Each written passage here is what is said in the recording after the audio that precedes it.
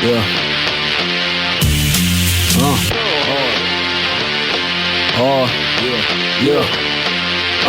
Militant-minded general, nine gripped, equipped with blades and a pen that can sharpen your spine's tip. Level-headed, though my mind flips from side to side with an acrobat's experience. After I stick it, I'm luring down a demon-possessed Ahiye. Seems Jay's the best for the job with no code. What's the word, y'all? It's KTR _podcast, No Rose Podcast. You are now live and direct with your boys, Cinko and J-Bo, featuring our special guest of the day. A long time coming, a long time in the making. It's been months and months in the making. The friendly rivalry is now on the show together. Please welcome Media _Bedlam, the Bedlam Media. Scotty J Stream is in the building. How are you today, my friend? Sam, thank you so much for that fantastic intro. I'm doing great. I'm excited to see who's gonna win all these races today. Oh yeah, talk about some good wrestling to go with it. Exactly. We have a special feature for this episode, and if you are on YouTube, please, I highly suggest you watch the show on YouTube because we are actually going to be playing Mario Kart 8 while talking wrestling today. And before we get started with this episode, please do this one simple favor for us. Follow us on all social media platforms, KTR _podcast, Twitter, Instagram, No Rose Podcast, Facebook, YouTube, No Rose Podcast on all podcast platforms, Google Podcasts, Spotify, Anchor, Apple Podcasts, Podbean. We are on everything. You want to plug your social media real quick, Scott? Well, I mean, you started off with Twitter. You can find us at Media _Bedlam. You can find myself pretty much everywhere at Scotty J Stream. And you can find Bedlam Media pretty much everywhere as well. Just search Bedlam Media on all your favorite podcast platforms. Sounds good. Sounds good. Be sure to go find them, type it in, and subscribe to the channel. Now let's get started with episode 24. And we're about to start this race. Kobe. Yep. I was just going to say that. Perfect. I had to get to it. So yes, watch the stream, watch us talk wrestling. And we're going to get into the first topic of the evening. You already know what we're going to talk about. We're going to talk about WrestleMania, the recap. Yeah. What y'all think about the show? No, first off, what did you think about the first match of night 2? We're just going to get that out the way right now. Okay. So that's how we're going to start. Yes. Okay.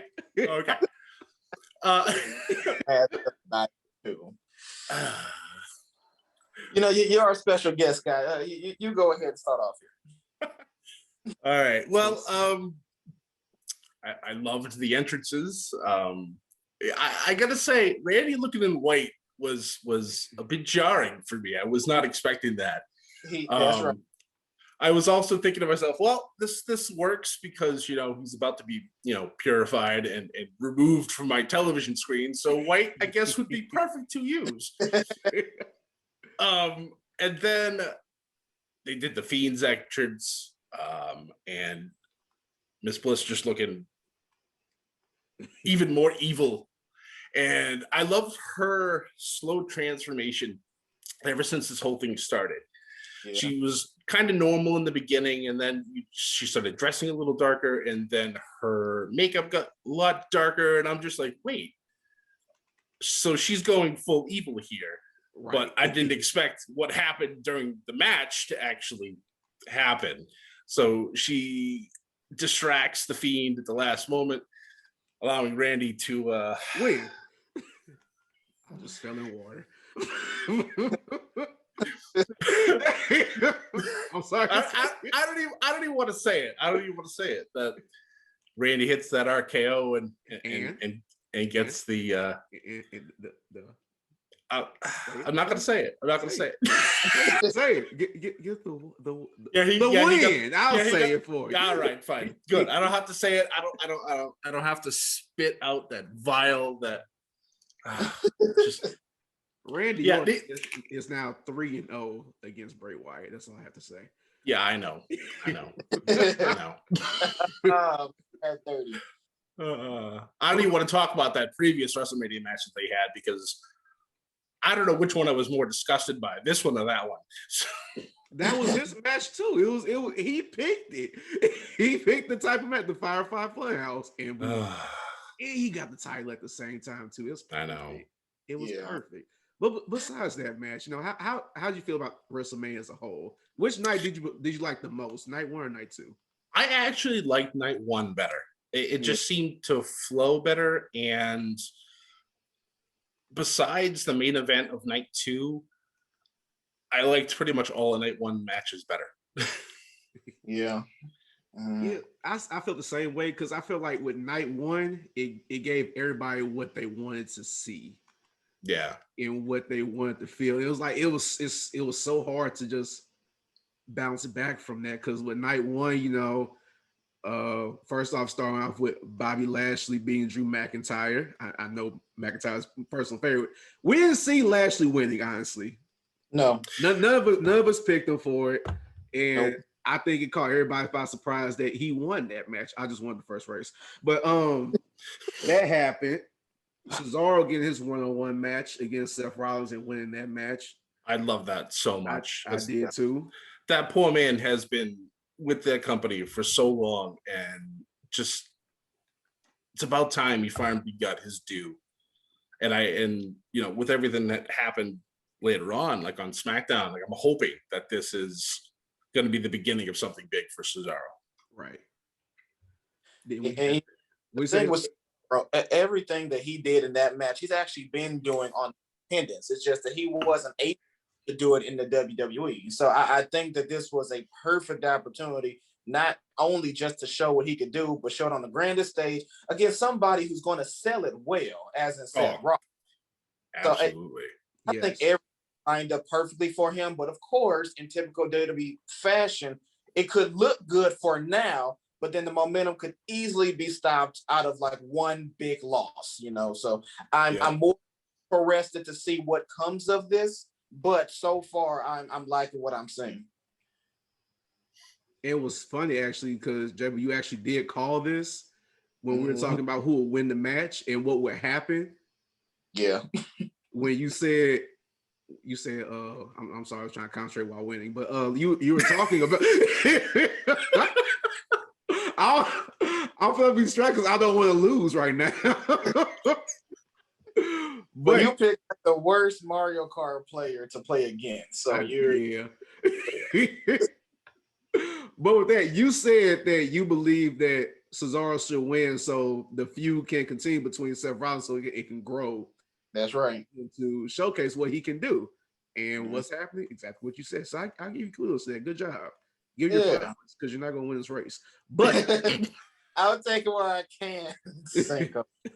Alongside with that, what was another match that happened on night 1? Oh, of course. The SmackDown Women's title match. Bianca Belair versus Sasha Banks. That was all right. Now, I need to speak on it.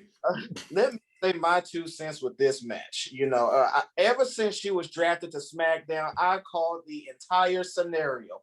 Build her up, have her feud with then champion Sasha Banks, then go at WrestleMania and win the belt. And I mean, it was beautiful. It worked out scene for scene. And then in my opinion, that was the best match of the night, with Roman Reigns triple threat match coming in second.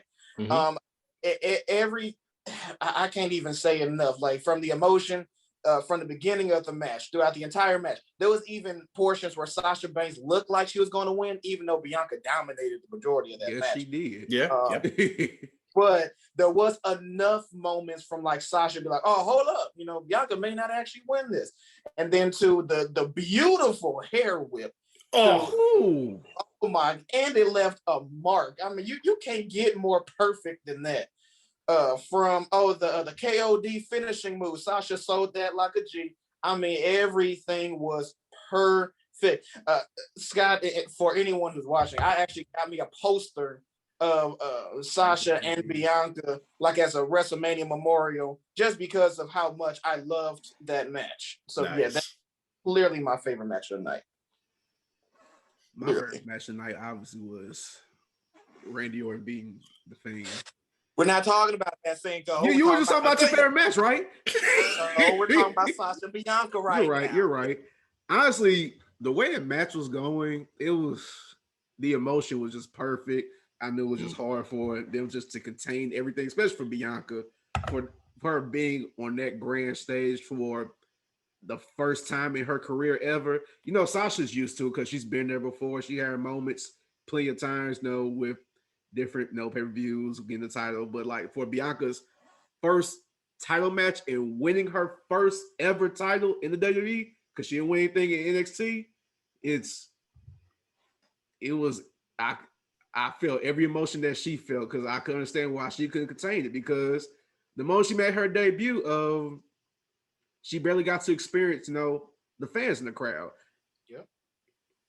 Then coming into WrestleMania with finally like thousands of fans before actually hearing her name being cheered, now automated, hearing EST and actually hearing that from actual people is jaw-dropping, amazing, just almost make you want to shed a tear in real life, like how she did.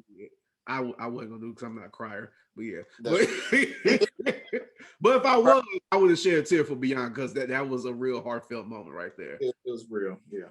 You know what was another special match? Because what I'm looking forward to what they're gonna do in the future was New Day versus AJ Styles and Omos. Yes, I loved how they spent pretty much 90% of that match just making fun of AJ, how he's not a tag team wrestler, and how Woods is like, this is called cutting off the ring. That was perfect. It's like we're teaching the phenomenal one of all people about tag team wrestling. But the moment almost got in there, oh man. I audibly said out loud, well, this match is over. Right. Yeah, you're right. Harv, I remember when I was watching the match together, Harv, he specifically said, Omos, he really didn't do anything different than what a typical big guy would do. But I mean, he did it so well it didn't matter. He was intimidating. He came off well. He didn't botch anything. Like for your first match, somebody that big at WrestleMania, it tends to happen. But no, he played his heel monster character just great. I just fell off the cliff. But yes, dang it, get him back here. But he got a red shell too. He got two of them. That's right. Yeah, but like I was saying, it was perfect, because I think since we just waited so long to see what he can do, and it never happened. Did I hit you? Yeah, I did. Yep. Good. Then he got his shell too. He waited. But since with Omos, like waiting for him to actually showcase what he took my squares. That's right. He won. Oh, I'm about to get third. See, I get distracted. I can't get what I'm about to say. Okay, like I said, okay, because I'm about to lose, so it doesn't matter. So, with that being said, with Omos, it was like we waited the perfect time to see him display like what he could do in the ring, since we didn't see anything leading up to it, with no matches, just him just standing behind AJ ringside, being intimidating. It was the perfect look, and the anticipation of us waiting to see him get in the ring was just awe and starstruck. And I think since fans were never in live attendance, that's what made it even better, because first time seeing him live in person and just getting that feeling it was just great. And that's where everybody wanted to see. Now we just got to see what happens with him going forward. Yeah. Is hopefully he can keep the same momentum and the same excitement that we were all looking for. And I'm glad they let him speak too. They don't treat him like every just background henchman like normal people. Just have him just be just a straight bruiser and just fight people. Like, they let him speak. AJ Styles actually wants to work with him and be entertaining, so he can be more appealing to everybody. So I like that. I love the build up to it as well, like talking about how New Day just crapped all over him, talking about like how they're not a real team and that you can't even guess his favorite color, right. And the segments that in the game night, I'm just like, this is top quality television for me. Like, it doesn't always have to be wrestling, but right. if you do it well, it's fantastic. And this whole building feud was just great. And yeah, is it going to continue? I don't know, but all we know outside of them being tag champs, AJ Styles is now Grand Slam champion in WWE. That's right. So with all that being said about matches and WrestleMania is over now, and now we're going to start the new season. What do you think is in the future of the WWE? Like, who you believe is the next superstar up for this upcoming year for men and women, or tag team, or just anything? Like, what do you expect to see that's next up in this division? Who do you think, Scott? That's a great question. For men, I'm honestly hoping that they run with Cesaro. I've been a fan of his for pretty much since he showed up in WWE. I didn't get a chance to watch a lot of his indie stuff, but as soon as I saw him on WWE television, I was like, yep, all right, I'm sold. I'm sold. For the women, outside of what happened on Raw, I'm hoping Rhea can bounce back from whatever happened on Raw. I don't know what happened with that match, but and so I'm hoping that with her, she'll be the next big superstar, and you can also throw Bianca in there as well. Oh, yeah. Let's see, for tag teams. This one's tough. This one's tough because the tag team division is dense right now. So yeah. So this is all opportunity for Street Profits to shine. Then that's true. That's very true. Because they're good on the mic. They're good in the ring, especially with Bianca with the belt now. I mean, you will be foolish not to let them have a good year. Another good year. Yeah. Another tag team, at least on my end, I could see possibly having a decent run. Chad Gable and Otis.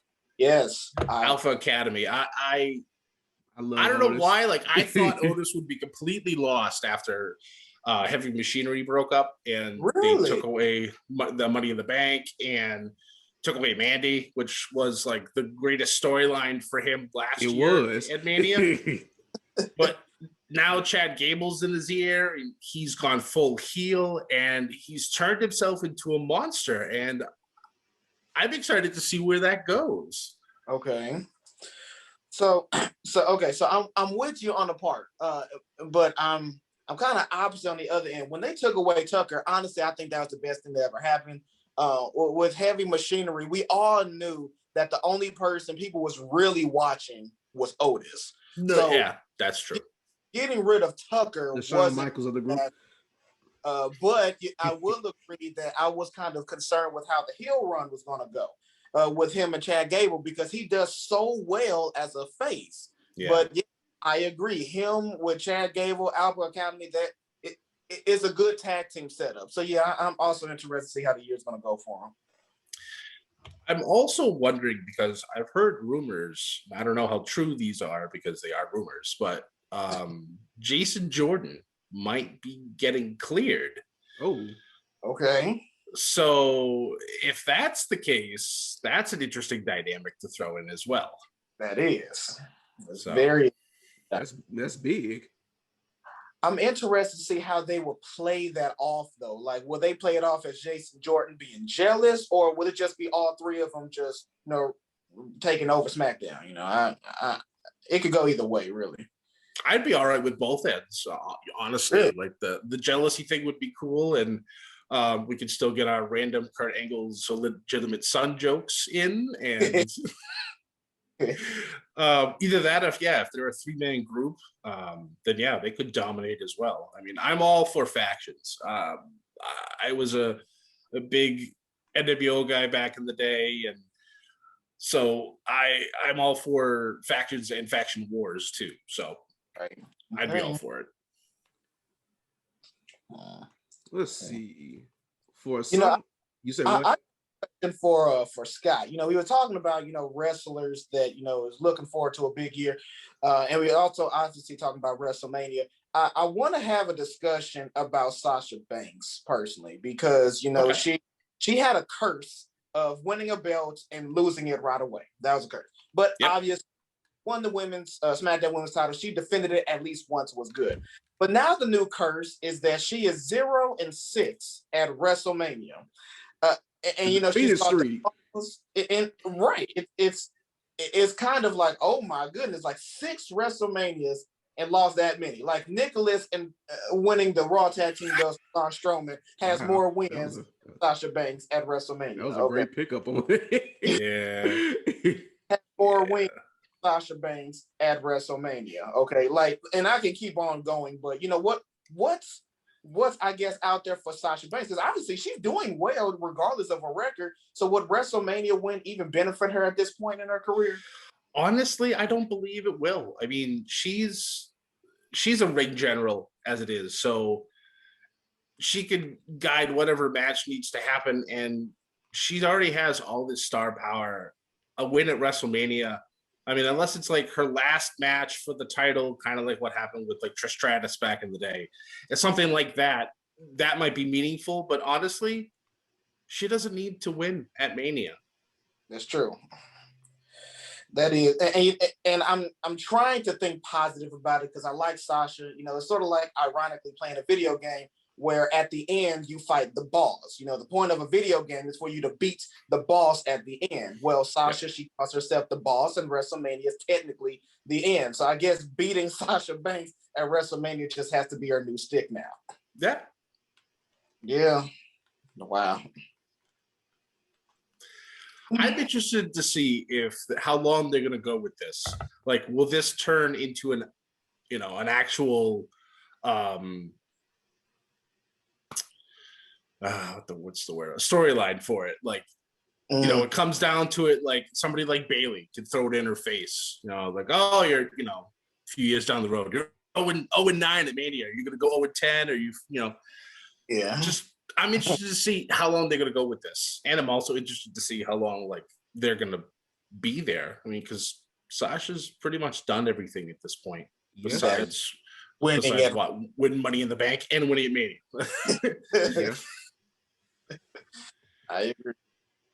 So with that comes, for my opinion, for like who may be en route for the future for the women, I kind of seem to be, well, Sasha Banks for her winning the Money in the Bank briefcase and taking out Bianca in a cheap way with that briefcase for no payback. So I can see that from the women's standpoint. For the men, I could see it being Cesaro possibly if they have faith in him, because I know they have their doubts because of his microphone skills and promo work. But you know, if you put him just in the right situation, I would say like him win like the Money in the Bank, but I don't think that would fit his character too much. It wouldn't. Yeah, because I feel like, you know, he's like, you know, the person he wants to get what he's deserving just in fight for, not just off of a lucky shot and opportunity, you know. We're just getting the Money in the Bank briefcase and cashing in for somebody, you know, down off their ropes.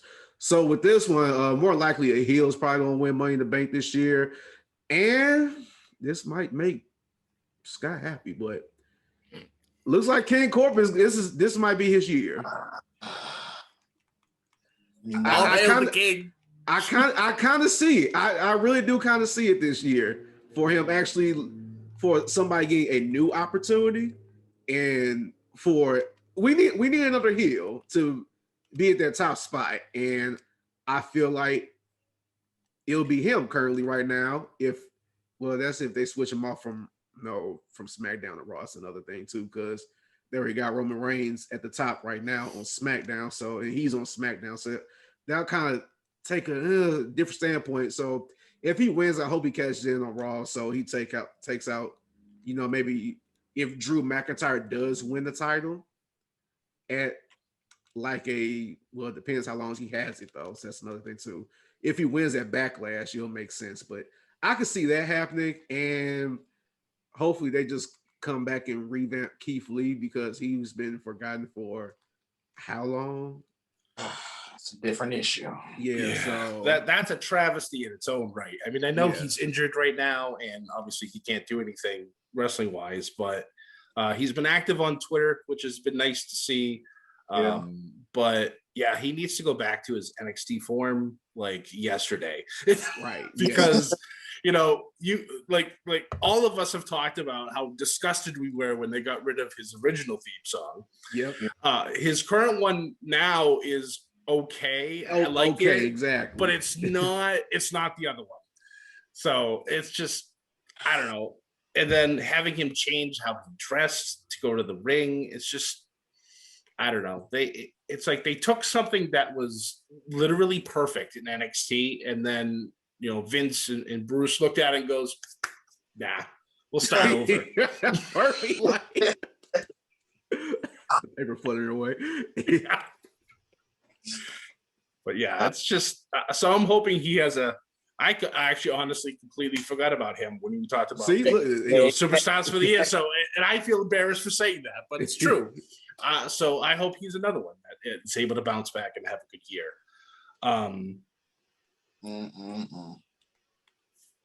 Yeah. And I have one more person, but he hasn't been called up yet.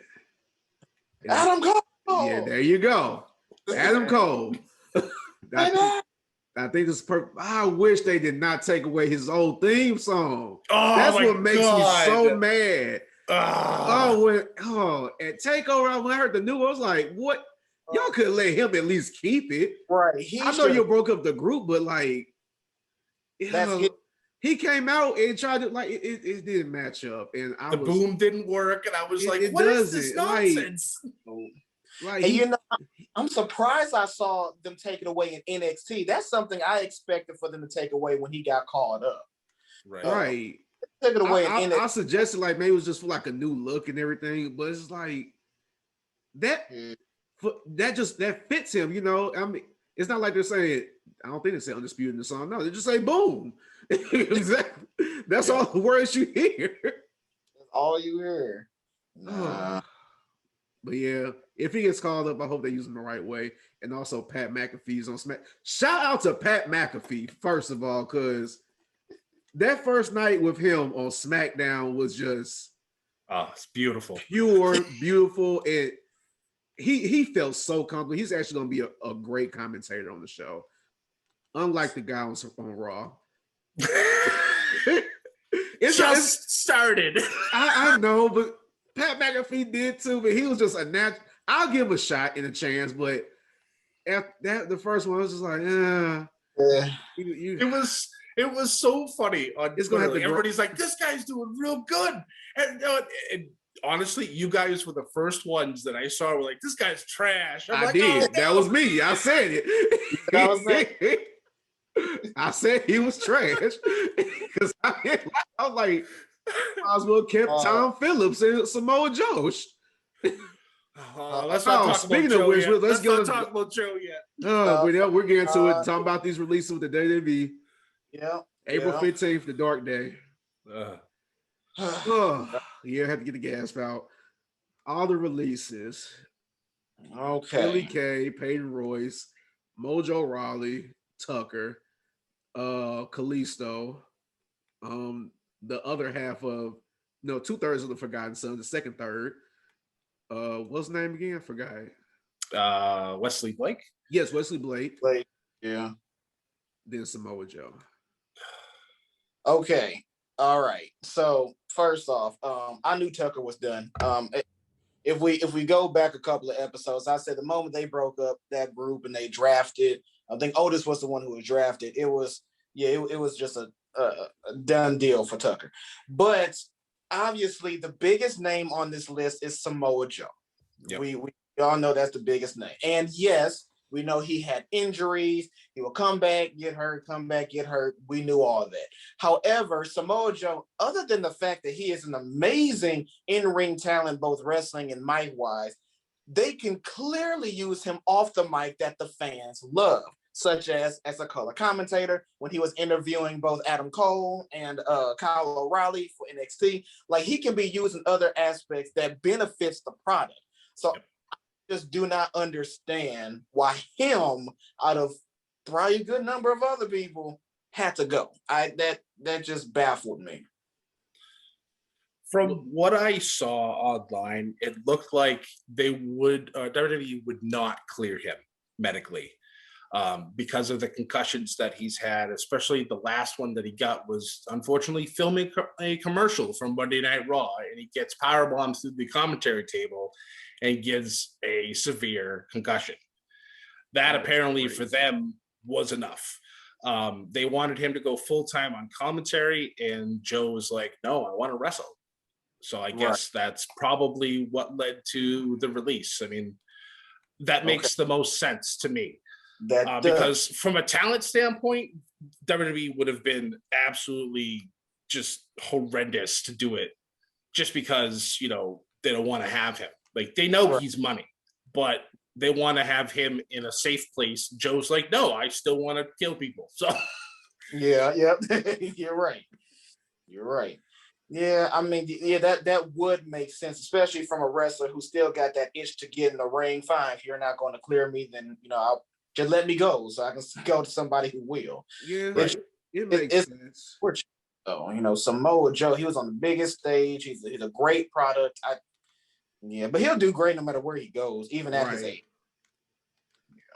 Yeah, so it makes sense because I guess we can't be selfish about it because we want to see him on the microphone. That's not what he wants to do. So, you know, if he likes it, I guess we love it. I don't love it, but it is what it is. But with that, it's just some releasing Peyton Royce and Billy Kay bothered me. Billy Kay! Billy Kay! I did that every wrestling show. Every time I saw it live. But it just didn't make sense for, you know, they want to incorporate, you know, the women's division heavily now these days in the WWE. And especially with the tag team division, since they made the tag team titles. The Iconics were the first women's tag team champions. You said what? Organic tag team. Yep. And they were an actual tag team. That's the thing about it. It wasn't anybody put together. They came in as a tag team. Yep. And you break them up for I don't know what reason, because together they were good. And now you break them up. Then when you break them up, you paired them with other people. Yep. Yeah, that blew my mind too. I was just like, okay, so you're gonna break these two up, but yet we're still putting them with other people. Exactly. It like the whole sense at all. No, like putting Peyton Royce with Lacey Evans before she gets pregnant. It's like this makes absolutely no sense.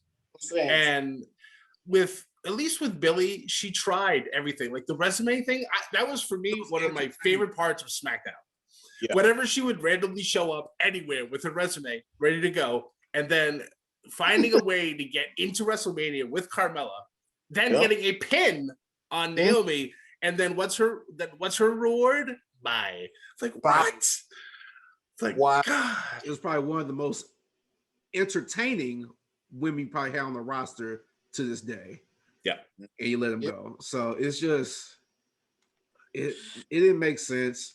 It didn't make sense in my mind for them to break up Heavy Machinery because they could at least kept Tucker in, but I knew they end up making it's larger than life than what happened. But no, it is what it is with that. So doesn't make sense, but it's unfortunate. And also with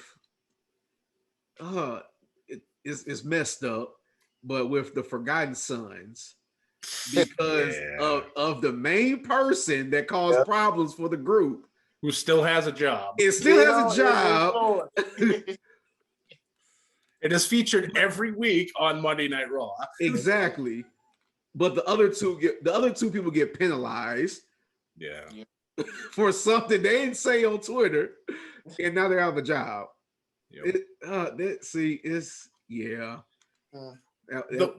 The one bright thing I could see out of that is they could both technically go to, like, say, Impact, because if I remember correctly, I think Steve Cutler is actually dating or engaged or maybe married to Deonna Purrazzo. Yes. So have those two go over there, and then boom, you have a nice little addition to her group that she already has. Yeah. So I could definitely see a lot of these guys finding work immediately. Obviously, Joe being the biggest one. I can see the Iconics either going to Impact or AEW, obviously because of Sean Spears. Yes.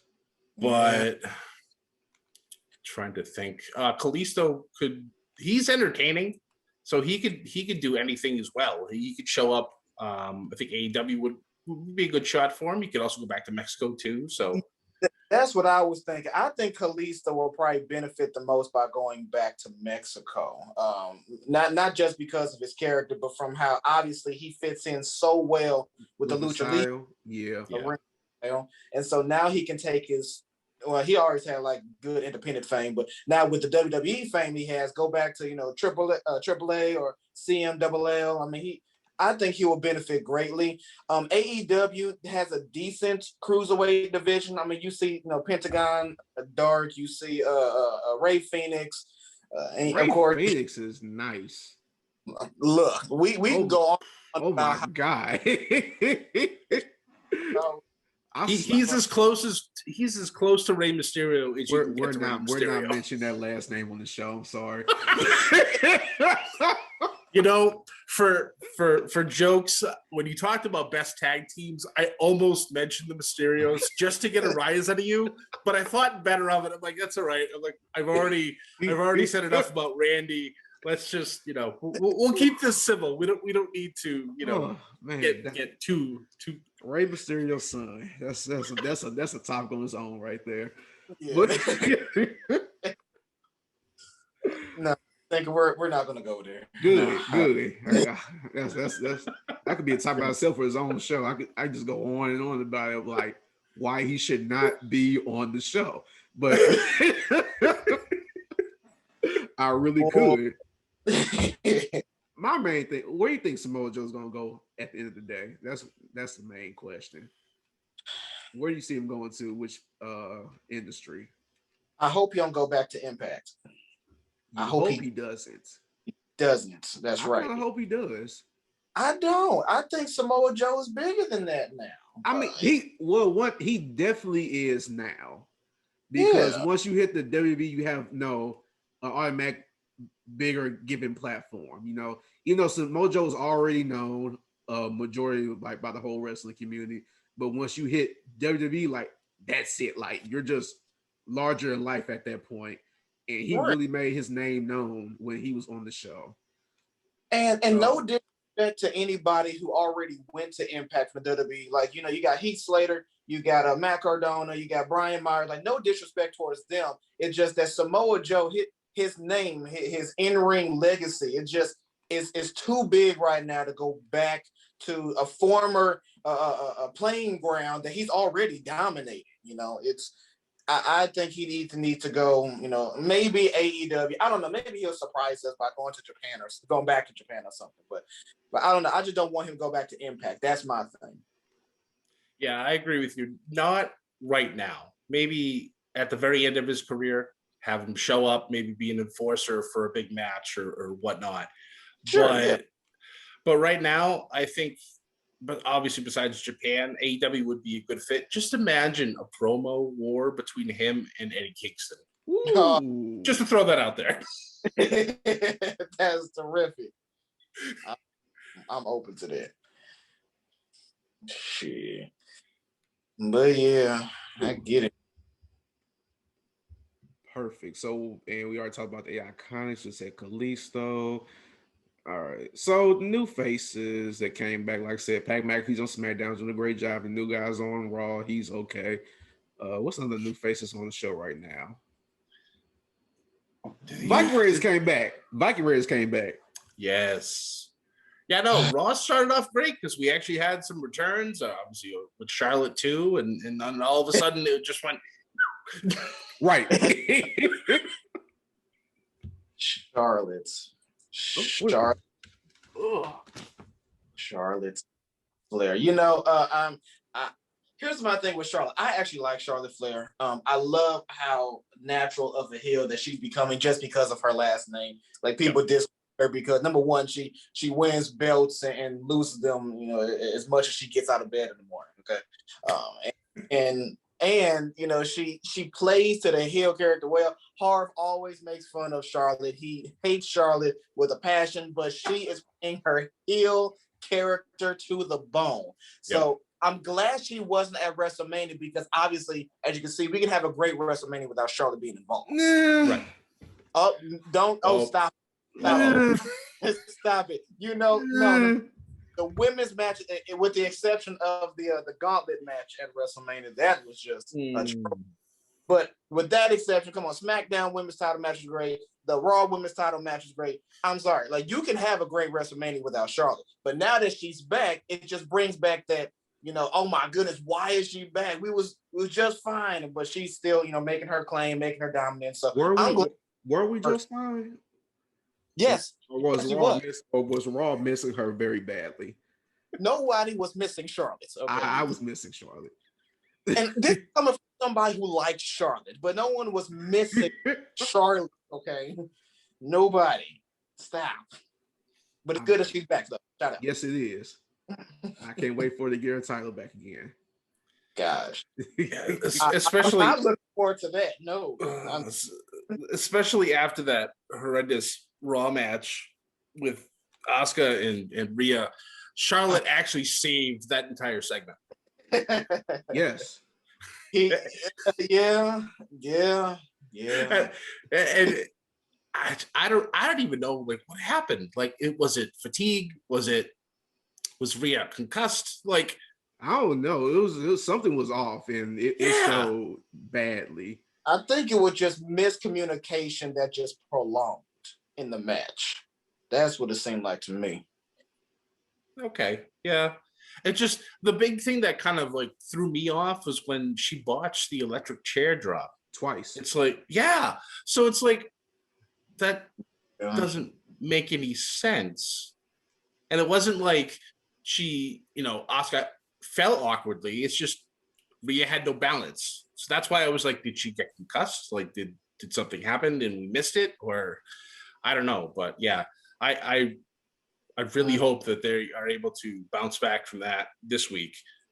Seeing her on NXT was nice because, you know, she was just there having that nice little moment with Raquel, sorry, not Rachel, Raquel and Bianca. So, you know, since we're talking about Raquel in the women's division, I really want to give her credit. I remember going to an NXT live show and I saw Raquel for the first time, and she came out as, what was it, Latina cowgirl gimmick, and I mean she fought every move in the match. I don't remember nobody else in the match but her because of all the botches she had. It was terrible. But as you can clearly see, she's definitely has gotten better. I always call it out on Twitter about how much she improves greatly. So yeah, seeing all three of them together, especially since back in 2019, they was kind of a trio for like a small minute. It's nice. It's nice to see. Yeah, and I completely forgot about that gimmick too. Oh my god, that brought me back. I was like, oh Lord, I forgot all about that. Probably for good reason. Right? Yes. So what do you think is going to happen with Io Shirai next? I mean, on the that'll be exclusive. It kind of teased her leaving NXT coming up. I really do not have much faith in what they'll do with her on the main roster. I don't. I really don't know what's next for Io. No. Yeah, I think her time in NXT is officially done now. After everything, she's done everything. She's been champion for a long time. It's like, what else is there for her left to do? Yeah. But that's another thing why I'm baffled that both Raw and SmackDown didn't have any debuts, really. I mean, they had a return, but no debuts. Like there was a perfect time. Like I had said on Above the Ring that this was the perfect time to debut both EO and Adam Cole because they finished their, or at least it looks like they finished their feuds. So now we move on to greener pastures, we hope. But neither of them showed up, and now it looks like Cole and O'Reilly's feud is still going to keep going, and EO's kind of just there, which is unfortunate. A waste. Oh. But I mean, honestly, though, if I was EO, I didn't want to stay in NXT too because WWE does not have the best track record with Asian wrestlers, which is unfortunate. Exactly. So get where you fit in, where the action is at, where you can show and display your talents. Right. And that is with NXT. Yeah, it's true. Cool. It looked like we covered all the topics for today finally, and now we're good to go. That is episode 24 for everybody listening. So, like I said before, please be sure to follow us on all social media platforms.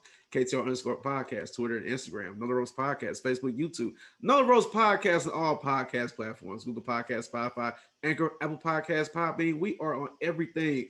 And a big special shout out and thank you to the media_Bedlam. That is right, Bedlam Media.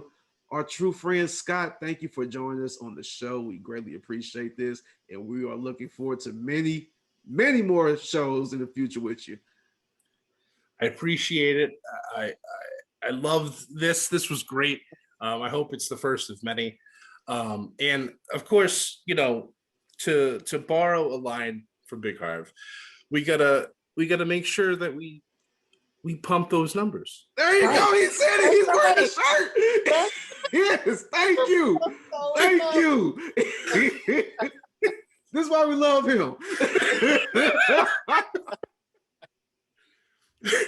I figured I'd save that little surprise for the end. So